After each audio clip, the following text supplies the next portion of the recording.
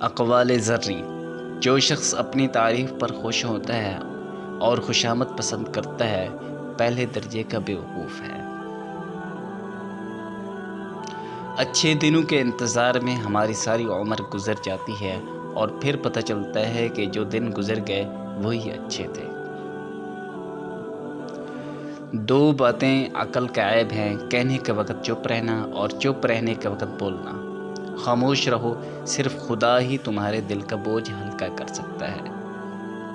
بیکار بولنے سے منہ بند رکھنا بہتر ہے۔ جو شخص ٹیک اور ہوس سے آزاد ہو وہی اصل بادشاہ ہے۔ اگر ہر بیہودہ محض اپنی عقل کے ذریعے سے حقیقت کو پا لیتا تو اللہ تعالیٰ اتنے انبیاء کو کیوں بھیجتا؟